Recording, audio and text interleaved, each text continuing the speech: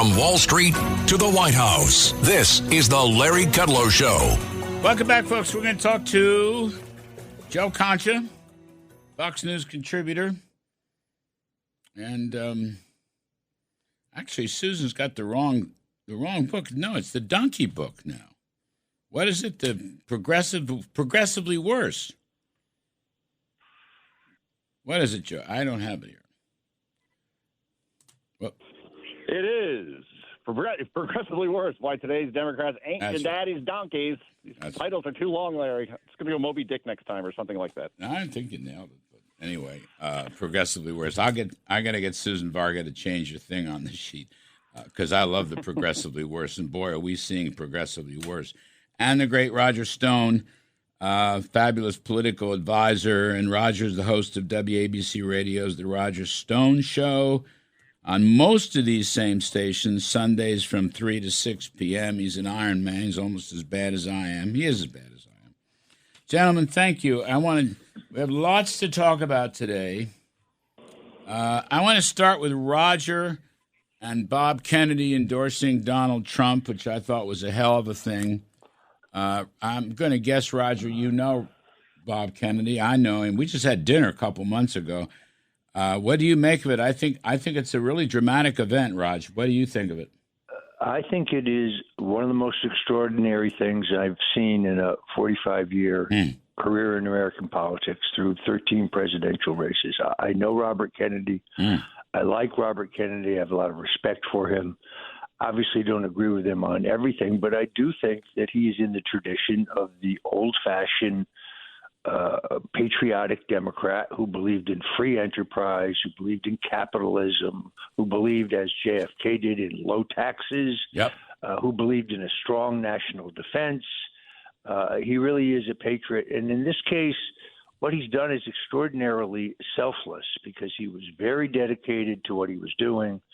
And I think he finally reached the juncture in which it became clear to him that between what they did to him in the Democrat Party, where they rigged the rules against him, making his challenge to Biden impossible, they then did the exact same thing when he tried to run as an independent. Those who keep screaming about democracy are spending a fortune on legal fees trying to keep him off the ballot everywhere. So I think he has put his commitment to peace, his commitment to a thriving economy and economic growth, his commitment to a healthy America, his opposition to foreign wars. He's put all of that ahead of his own aspirations. I think it is really admirable. But politically, looking at the poll numbers this morning, it completely stops cold any momentum they may have gotten out of that fiasco in Chicago. And it is the beginning, in my opinion, of the kind of political realignment we had in this country in 1932 and again in 1968. How about 1980? Well, the 1980s is the final manifestation of 1968. And Trump, I think, is reigniting that, Roger, isn't he? I mean, he's almost adding the cement to it. It's a working class Republican Party, but it believes in free enterprise and, standard traditional moral values, quite unlike anything we saw in Chicago. I thought President Trump's remarks were extraordinarily gracious.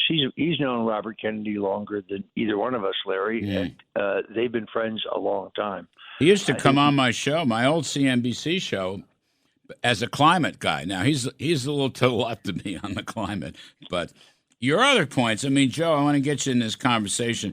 I'm going to tell you a story. I mentioned this earlier in my opening, but Art Laffer had sponsored a dinner in New York with Bob Kennedy and a bunch of us, several hours, 3 hours, God knows.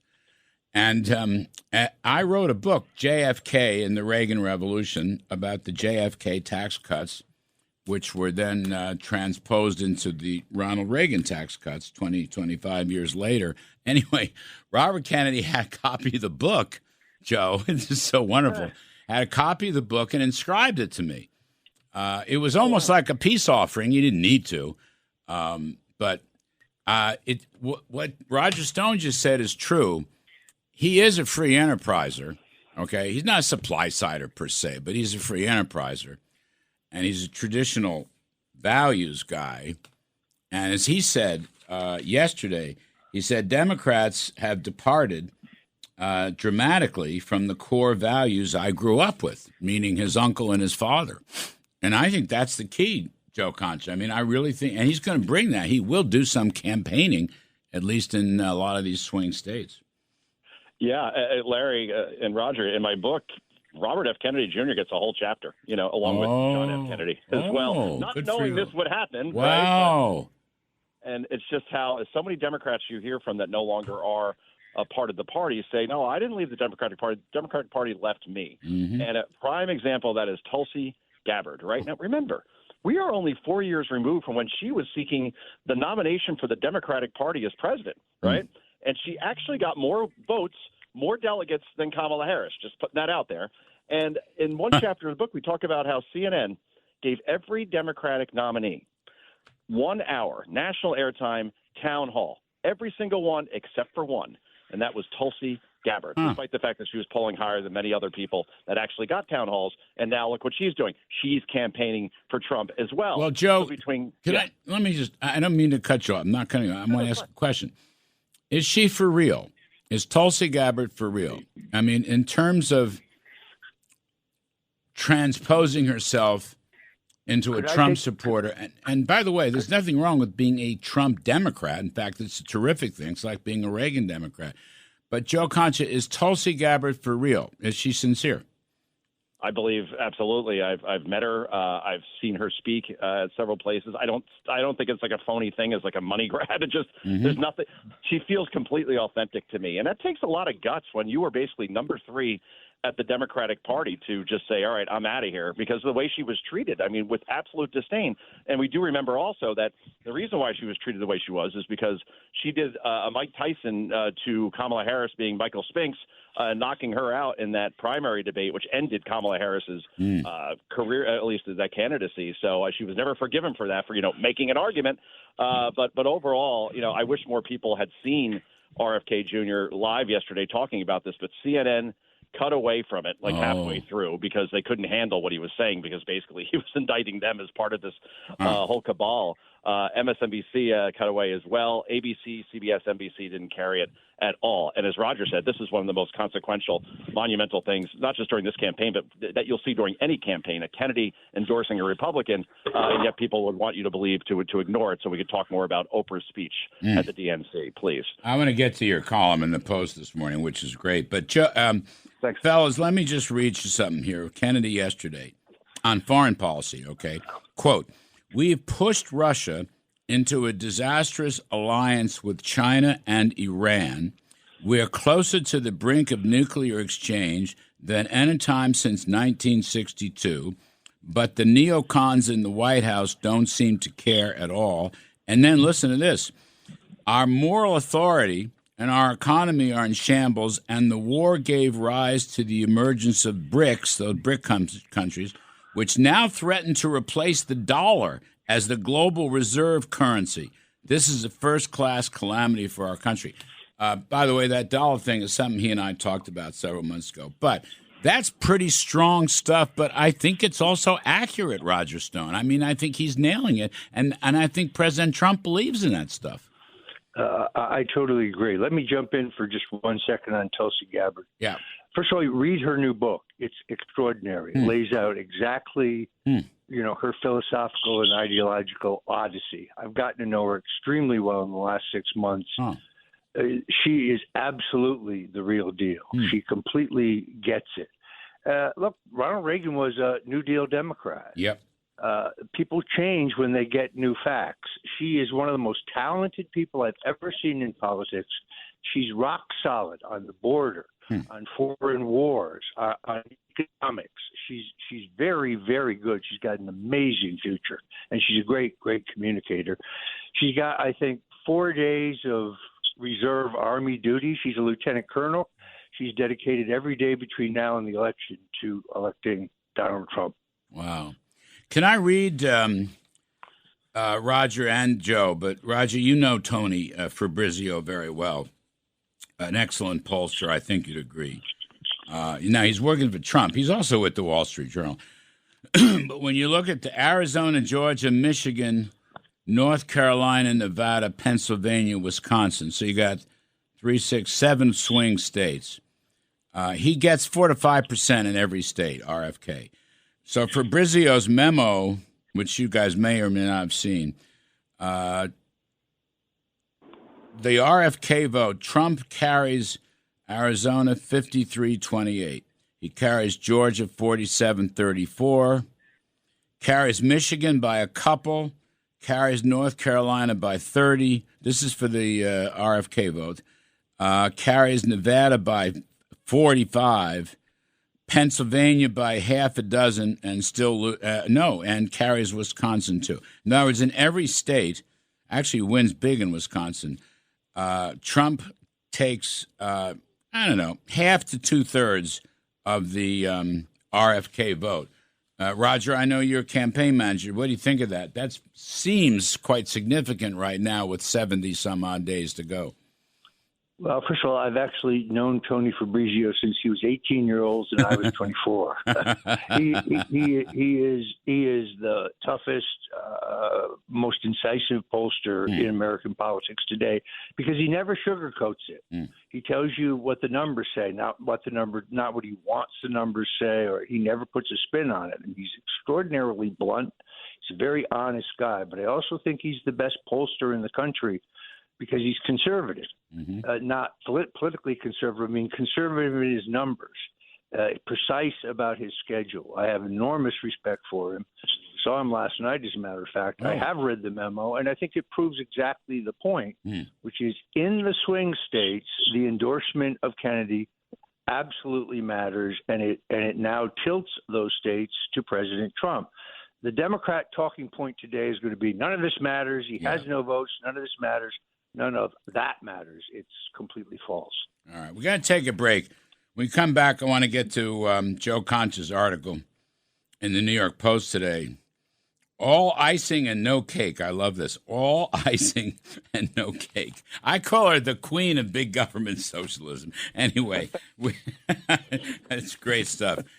Joe Concha, Fox News contributor, and Roger Stone, host of WABC's Roger Stone Show, Sundays, 3 to 6 p.m., most of these same stations. We'll be right back. Larry Kudlow.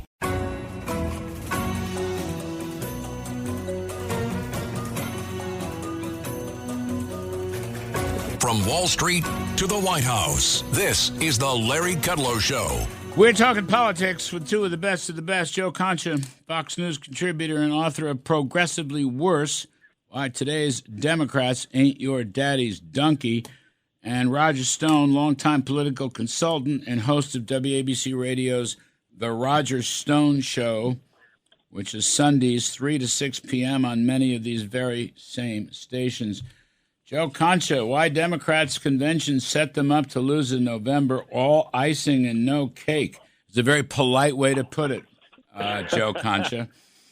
I was making actually a cake with my kids, and all they do is eat the icing. I'm just like, guys, the cake, that's the really good part. And I watched the Democratic convention. I'm just like, boy, I've never witnessed something for 4 days and nights like that had so little substance. They said the word Trump a lot. Yeah. I even have the stats in the column, right? 160 times by speakers on Monday. 160. Nearly 160 times on nights 2 and 3. And then Kamala Harris's address, she said Trump's name 15 times. And then I was looking for the cake. All right, well, what about the number one issue in this country, inflation? She didn't say the word inflation, Larry, once. And, you know what else wasn't mentioned almost by anybody for 4 days and 4 nights, despite all those speeches?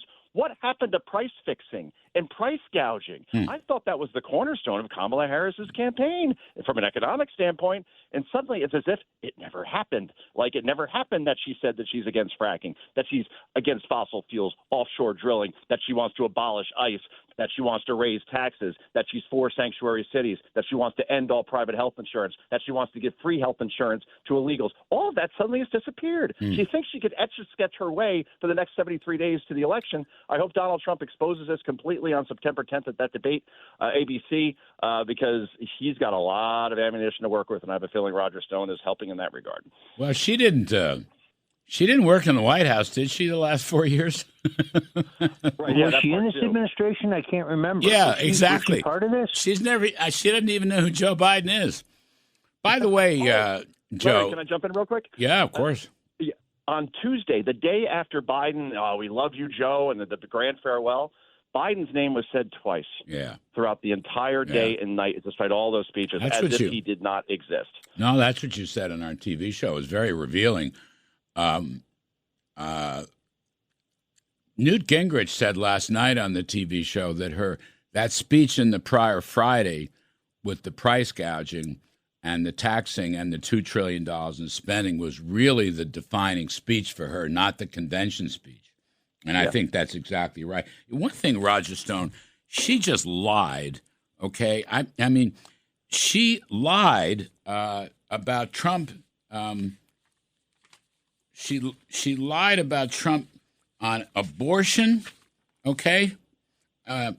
She lied about cutting Medicare and Social Security, Project 2025, but particularly abortion. I mean, she said he wants a national ban on abortion. He has actively opposed any national legislation on abortion. He has said this is a decision made by the states as per the Supreme Court, and he has also emphasized Ronald Reagan's approach with exclusions for rape, incest, and the life of the woman. It is Kamala Harris who wants a national abortion bill that would leave abortion open even through partial birth. I mean, it's just flat out lied on that, Raj. She also lies about Donald Trump will end access to birth control. Not true. Oh, that's right. Donald Trump is against IVF. Also not true. I mean, I'm working on a piece on this now. I was up to like 27 lies when I had to take this call. It's extraordinary how they just think they can rewrite history. The border's been safe this whole time. The border problem is Donald Trump's problem because he wouldn't approve the Langford bill. The Langford bill absolutely guaranteed 2 million a year without question would be allowed to enter the country illegally. That doesn't fix the problem. That just codifies the problem. 100%. We did the numbers. It's about 1.5 million plus. You're right. And actually, Joe Biden's executive order, which he said he couldn't do, but he wound up doing for political reasons, cut the number down to about 1 million, a little under 1 million. Now, Trump's last year's, the number was 400,000 or 500,000. So you're still in the stratosphere. And so she's really essentially lying about that. Joe Concha, I mean, I don't trying to figure out is there going to be a bump from this? I mean, I think Robert Kennedy's announcement yesterday essentially blew Kamala's speech and the DNC right out of the water, took her out of the news cycle. He just covered her. From a political perspective, I mean, they did an announcement on the Friday after the convention. Yeah, I agree with Roger. I agree with you. I think it blunted whatever momentum that they had, and now that's the big story. And it was going to reset back to reality anyway. And now we go to Labor Day weekend next weekend, and then again, the debate's everything, just like it was on June 27th between Trump and Biden when Trump ended Biden's candidacy. I think I'm not saying similar results because I think Kamala Harris will be prepared with some zingers and some things she knows the media will salivate on, but that's where we get to the cake. That's where we get to the substance. That's where she won't be able to defend the indefensible. And by the way, we've seen when she speaks outside of a teleprompter, she is a human Chernobyl. Well, you may see some word salad. Oh, Thousand Island, yeah. I mean, I think that's going to be out there. Roger Stone, I think that after a little getting off the highway, the wrong exits, I think Donald Trump is getting back on message, particularly the economic message and the border message. But he's had a whole series of economic speeches and press conferences. I spoke to him yesterday. I mean, I think he's getting back on message. What do you think? I think he's been actually extraordinarily disciplined. He made peace with the governor of Georgia, Brian Kemp. I think that was very smart. That's right. Great so he fixed that problem. I think he's now totally focused on the specific issue and policy differences between he and Kamala Harris. Look, they try to bait him by calling him every name in the book. Yeah. Sorry. But no, I agree with you. I think he's back on message. The only concern I have, and Joe mentioned this, is while they carry the entire DNC convention in prime time and it gets full coverage, networks, most extraordinary thing I've seen. We got to get out. We got to get out, fellas. We'll do it again soon. Joe Concha, Roger Stone, thanks 100% to both of you. Wonderful stuff. Folks, other side of the break, we're going to talk economy, tariffs with John Carney at Breitbart News.